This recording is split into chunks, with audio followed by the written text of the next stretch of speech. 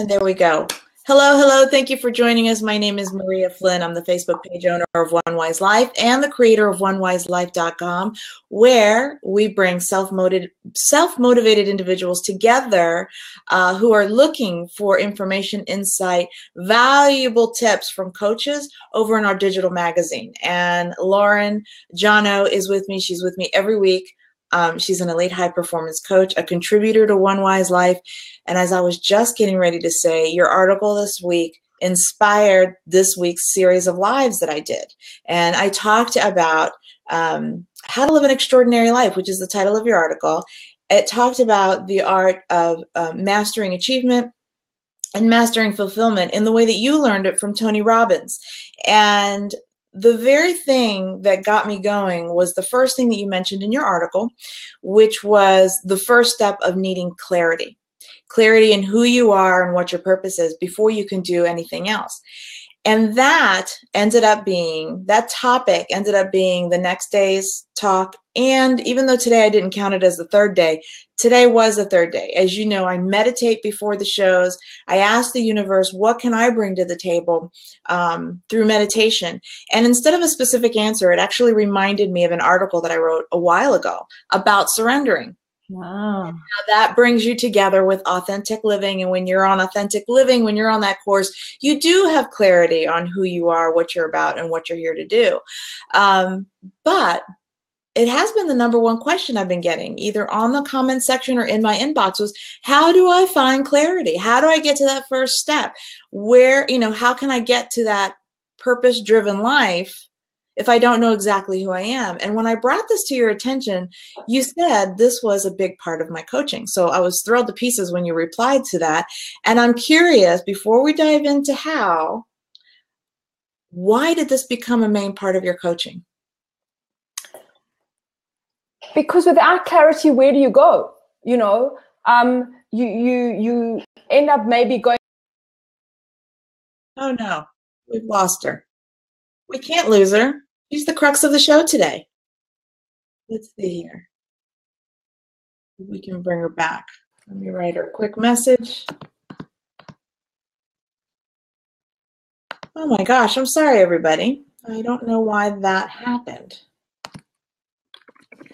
But this is technology. This is what happens. I am writing her a quick note. Let's see if she can come back in again. I may even have to text her. Bear with me. Bear with me. We are quick to get back going. And if not, I have backup information for all of us, or we can just come back at another time. Let's see. Ah, there she is. Quick. We got it. Hey, I'm back. There you go. All right. Clear as they can be. All right. Now, we just happen to be talking about clarity, and I need you here for that. Okay, so we'll go back. So why did this become a main part of your coaching? Well, I think it's been a main part of my growth, as well as, when I wasn't clear on who I wanted to be, and I was trying to be who everyone else wanted me to be and trying to live up to everyone else's expectations. It didn't get me in a very good place. So, there's that part of it. And then the other part of it is, going down a path, doing something because you think it's the right thing to do, because it's expected to do, because other people want that of you, and going down that path and realizing that's not where I want to be.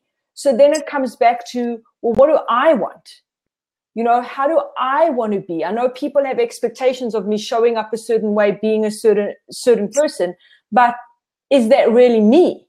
Right. And so it's been a journey of mine that I've been on, and I've seen the impact of making those adjustments and changes. And then, in working with clients, like the first thing that I talk about is, well, where do you want to go? Mm-hmm. And why do you want to go there? Why are you doing this? Is it for you? Is it because you think other people expect it, want it? And so I think you have to start there to at least start on the right path. Now that path may shift and change as you go along, because I think as you take action, and we've spoken about this before, as you take action, you get more clarity, you get more confirmation. And so you make your decisions as that unfolds. But at some point, you've got to at least start with a sense or some level of, who am I in this picture? Who do I want to be in this picture? And then how's that going to unfold? Yeah, I love what you're saying. Now, I'm not a coach. I've said this before. I'm not a coach. I'm not a therapist. Someone referred to me as the coach who doesn't call herself a coach. I love that. But I am a Reiki master, and when I used to work with clients, this also became a theme. And one of the things that I picked up on, and let me know if you found this with your clients too, but the further away you get from being clear on who you are and why you are, your being, as you will, which is the title of the show, the further away you get from that, the more numb you become and depression sets in. And it starts a whole downward trend that's just not good. And so you create some people say it's so hard to step into that. It's so hard to be different than everybody else. But really, by not doing that, you create a bigger distance and almost a greater fall for yourself. You set yourself up for failure. What seems easy is actually a setup for failure in other areas. You may not realize it. It may feel easy. It just becomes a numbness, but it opens up to more stress and more depression, I think. Any thoughts on that? Yeah, because there's a disconnect, because at the end of the day, whether we have tapped into it or not, whether we've recognized it or not, I really believe we come into this world with a soul and a spirit that wants to be expressed in a certain way. I think it's in us. And so, and not to say that can't shift and change and grow, but there's kind of like a beingness that we come in with. And if we don't connect with that, then there's always that sense, I believe anyhow, of frustration, of restlessness, because somewhere within that, we know that something's off. Yeah, absolutely. Absolutely. So, all right. So some of the things that I was seeing come through as I was doing the lives this week was, how do you do it when you have a whole lifetime and a mother, father, brother, sister who have brought you up to be a certain way, and then all of a sudden you find yourself alone and what to do. So what are some tips that you give people to your clients to get started? Like you say, you got to take small acts to start doing this. So what would be one basic tip that you would give your clients to begin to get more clarity on who they are? So I want to just backtrack 1 second to what you just said, about people, that comment. And if you think about it, when you are around people and you're not being yourself, you're alone as well. You may physically have people around you, but you're still alone. So you can be alone in that situation, or you can step into your truth and your authenticity and seem like you're alone.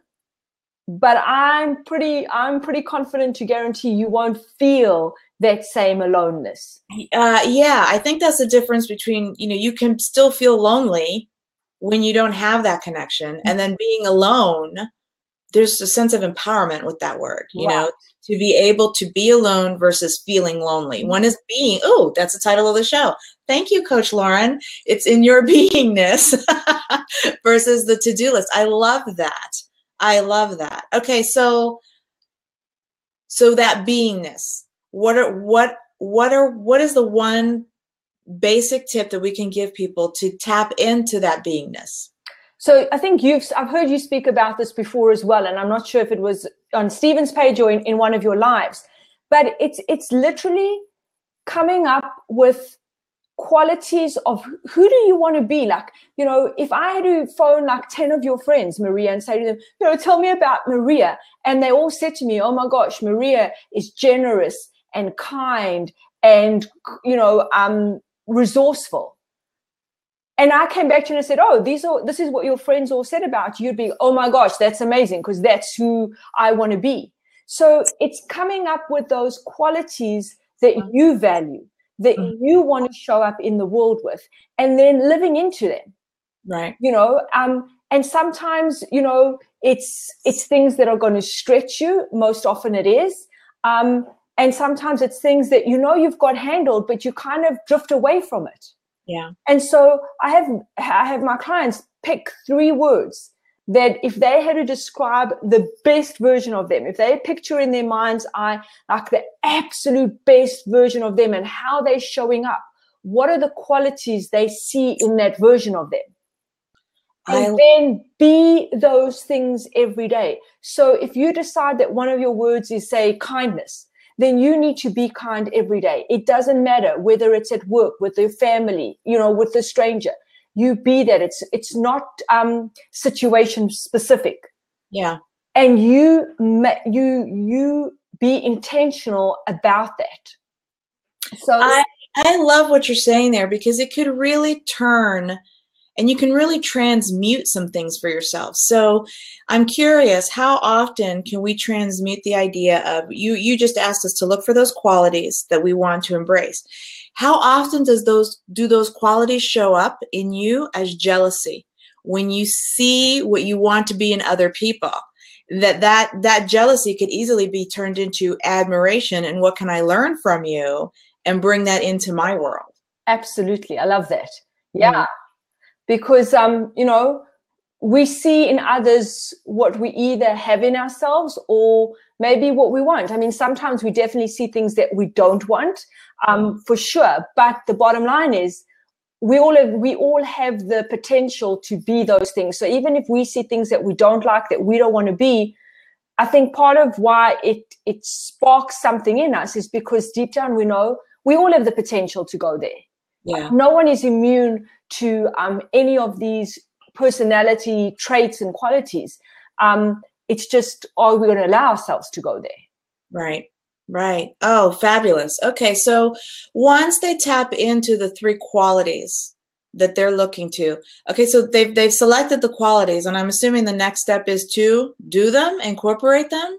Right. So now every day you need to have reminders. It's kind of like learning a new language, right? So whether you're setting alarms on your phone, sticking Post-its on your computer, on your fridge, on your bathroom mirror, the more you see those words, the more you're reminding yourself that that's how you want to show up.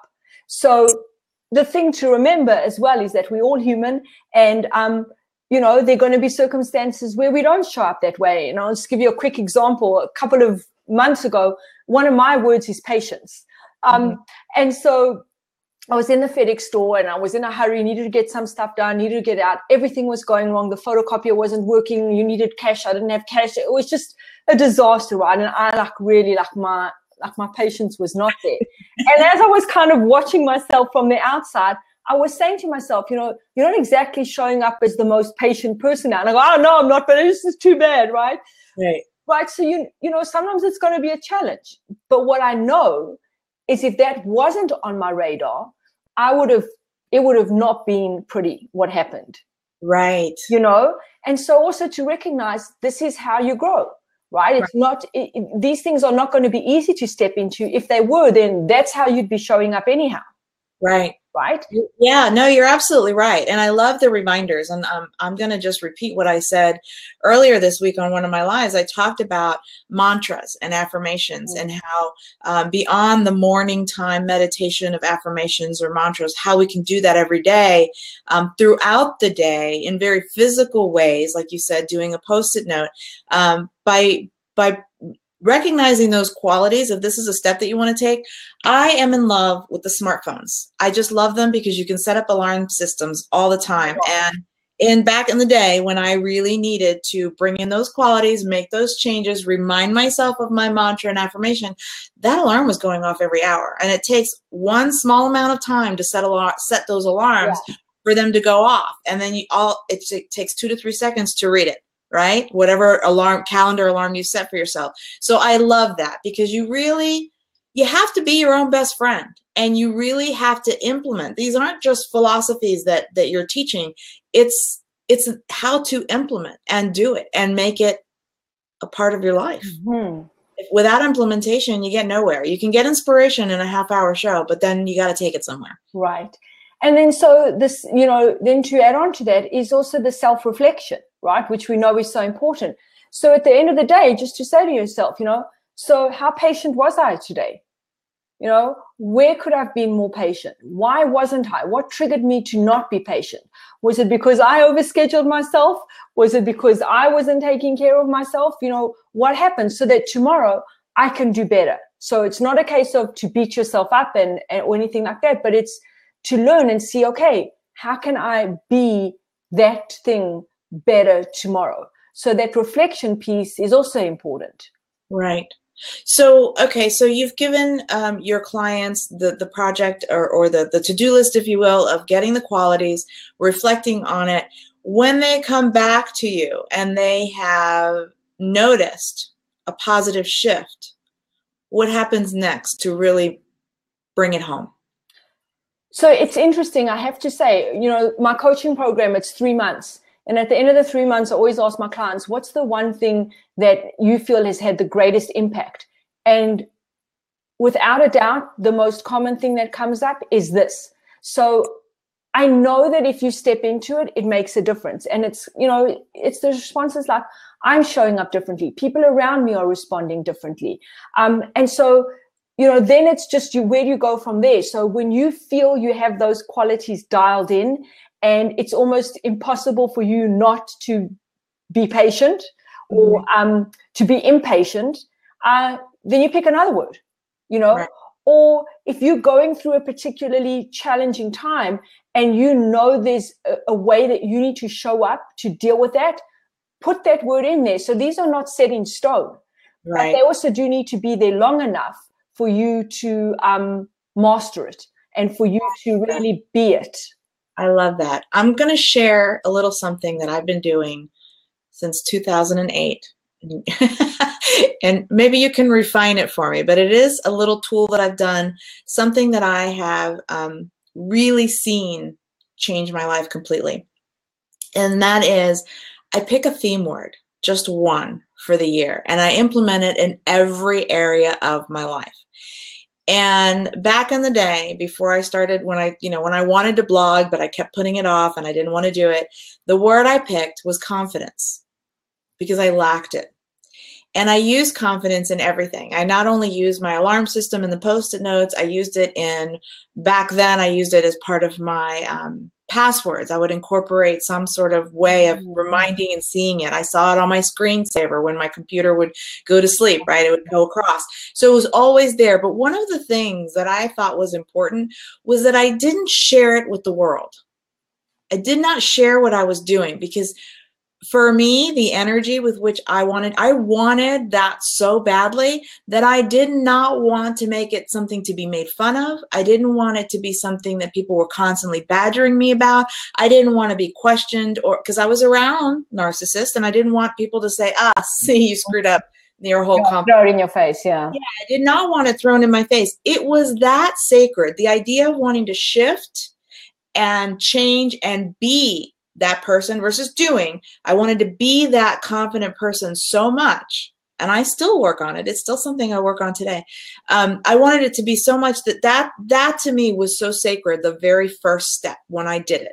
And I really made it a part of everything. And I journaled about it. And I really celebrated myself in my journal. I patted myself on the back and made it a big deal. And those days that weren't that great, I wrote about that too, and how I would do better on it the next day or the next time it happened.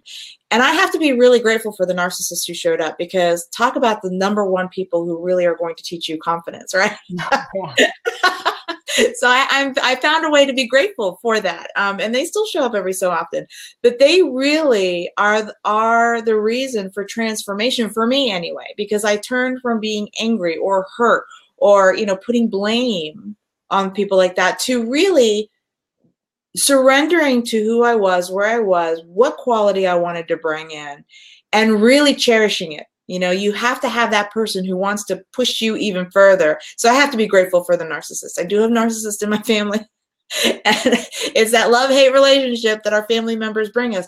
But talk about that push and really transmuting something that could have formed into ugliness to, how am I going to help myself with this? I love that. Yeah. So I pick a theme word. Theme word every year. It's a new theme word. Yeah. I've done that. I've started doing that. Not as long as you've been doing it, but I've started doing that, and it is amazing because every decision I make, it's for me because of what my theme word is. Every decision I make comes back to that. It does. So it's made it so much easier, right? Because either it's in alignment with that and it's supporting that, or it's not. And well, yeah, and I, it's funny because I have questions. Some of the Post-it notes, like for instance, if the word was confidence, and that was my first word back then. So if the word was confidence, I didn't just write confidence on a Post-it note. I actually put on there, what would a confident person say? What would a confident person do? What would a confident person look like? So when things would come in front of me, I had those questions in front of me. What would a confident person say? And so whatever I was doing, whether if it was work related and it was an email, if I had to deal with a confrontation, if I had to set boundaries, for me, those were all part of the learning curve of being confident, that I could say no without an explanation. Mm-hmm.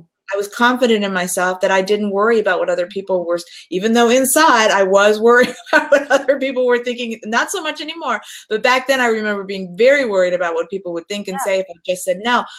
But it didn't matter because a confident person would just say no, and I let it happen. And that is a brilliant strategy of how to step into those qualities. You know, so I know you keep saying you're not a coach, but you are the most brilliant coach, and everything that goes with that, because that's what it takes, and that's how you get yourself to step into it when it feels uncomfortable. I love that. What would in my case, right, one of my words is, what would a patient person do? They would not be flying off their handle or doing, whatever maybe I feel like doing in that moment out of frustration or whatever it is. Right. So, right. So that's part of, developing who you want to be on your own, no one else, nothing else influencing that. But then, a second step is to think about, how do you want to be when you relate to people, when you're interacting with people? Right? So there's how I am on my own, and that's going to carry through. So that's always going to be there. But then layered on top of that, when I'm actually interacting with people, what additional qualities do I want to bring to those interactions to make them better, to make them more impactful, fulfilling, meaningful, and all those things? So then, so we go to that next step, right? So this is how you're going to show up now with those qualities across the board. But then specifically with other people, how do you want to be? I love that. That's the external. It's, I did the internal work, and then it's the external part. Like, you're actually not just hearing it and seeing it, you are now physically being it with other people.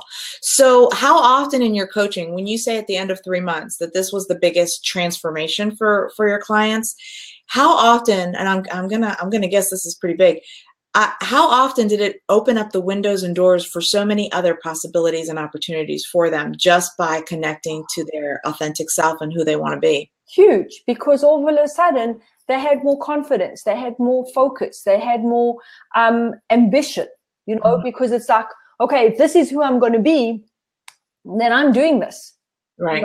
And all the things that I haven't done because I wasn't being my authentic self, or I was, too worried about everyone else and everything that's going on. It shifts. It does shift, and it may not happen overnight, but it does. Right. And so, yeah, then it just brings a whole different energy to everything else. Right. Right. That was the title of today's live. Shift happens. Yes. So, and it does happen. It does happen, and it's not overnight, and it's not always easy. And while we like to talk about positivity and having a positive mindset, doing these kinds of exercises, understanding how important it is to be, is beyond just understanding. And it's not necessarily an easy road. It's not always an easy road, but it's a worthwhile road for sure. It's a worthwhile road. It has definitely proved to be transformational for me. Yeah. No, me too, for sure. And, and it's so true what you said at the beginning is, this is not stuff that you can just have in your head. It's not enough to know it. You have to do it. right? You have to practice it every day. Just, as an example of applying this, I was working with a client yesterday who, just not happy with the energy and environment at work and wants it to be, a different way. And I said to her, why don't you show up in the spirit of how you want that environment to be, regardless of how everyone else reacts or responds? But it's, I think it's Gandhi that said, be the change that you want to see, right? So show up if you want a relationship to be different, if you want a friendship or whatever it is to be different, then show up in the way you want it to be, as opposed to, bitching and complaining about it, or kind of stepping into what it isn't. Right. No, and you're so right with that. And I've said this before, but you're triggering me to say this again. And that is, the more you refine your being, the more the things that don't support or blossom that fall away. And that's a good thing. Yes. That's a good thing, because it allows a space for the things that you want in. Yeah. Love that. I love that. And how much energy is spent? How much energy is spent trying to keep up something that you're not there to do or be? Trying to keep up those appearances, trying to keep everybody comfortable, trying to manage every situation. How much energy and blocks do you set up for yourself? Enormous. Yeah. Emotional energy, physical energy, mental energy, are constantly swimming upstream, like constantly going against the wind. That's hard. Yeah. Yeah, no, it is hard. And like I said before, I think it lends to depression and stress and illness. And as hard as it is to implement what we're talking about today, and specifically what you are saying for us to do today, and I love that, to pick the 3 qualities, that's yours and it's personal. It really is. It's yours, it's personal, and it's your journey, and you're so worth the investment. You really are. And by being true to who you are and opening up the gateway to what you can be, you give the greatest gift, which is the example of possibility and hope for others to do the same. I was watching Sean Stevenson the other day live on the yes. Yes, he was so beautiful. And he talked about how he was inspired by the people who do implement these strategies. Not that they're living their greatest life, but the people that are so committed to implementing the things that they learn, that inspires him. And that when people are implementing and having success and they're happy with who they are, and they're so authentic with who they are without condition, then depression falls away, war falls away. All those things that are negative in the world, peace on earth, can actually be realized when we start to really be in love with who we are and what we're here to bring. Yeah. He had a great message, by the way. Yeah, he's an incredible human being. Yeah, absolutely. Well, we're nearing the end of the show, and we always talk about what we take away on these shows, and you brought everything, so I'm not sure what you'll take away, but if you had a takeaway, what would it be from today's show? My takeaway is what you said about keeping something sacred. With social media and all this, everything, everyone plastering their life all over every platform that there is. I think there's a lot of value to keeping some things sacred, and holding that within, and I love that, what you said about that. That really resonated with me a lot. Yeah, it's so important to me, that's how sacred it is. It's that important. And in truth, and when I am revealing or talking about something that is that important to me, I'm very selectful about who I share it with, because I don't want people to be those that bring you down because of it. But I also don't want people that are just yesing you to death either. I always share something that's that important to me with the people who I know will challenge me or push me to the next level. And those are usually less than 5 people. Probably less than 3 people in my world. But yeah, it's that important, that's sacred. You're very selectful about who it is you're sharing it with. And that doesn't necessarily mean that it's your mate or your husband or your wife or even your best friend. There are certain people who will have your back, who don't have to be there every minute of the day. Yeah, absolutely. All right. So my takeaway, I love the three qualities. You know, I do it at the beginning of the year, but I like the 3-month time span. I think the way you're doing it makes change a little bit faster, and I'm feeling that. And that's what I'm going to do as soon as we hang up. I'm going to go for the qualities. Awesome. I love that. Yay. That's my big takeaway today. Lauren, thank you so much. My pleasure. You were awesome in today's show. I know that this was a big question, and I hope a lot of people got their answers about what they can do to start getting clear on their purpose and who they are. And I love the very first step of picking those 3 qualities. I'm doing it. And with that, we end our show. We'll be back here next Thursday at 11 a.m. Eastern Standard Time. And we'll put the links up as I do every week so that you can join us. You can always subscribe to One Wise Life here on Blab, and you'll automatically get notifications of when we're on next. So with that, have a fabulous day, Miss Lauren. Until next week. Thank you. You too. Take care, Maria. Bye-bye.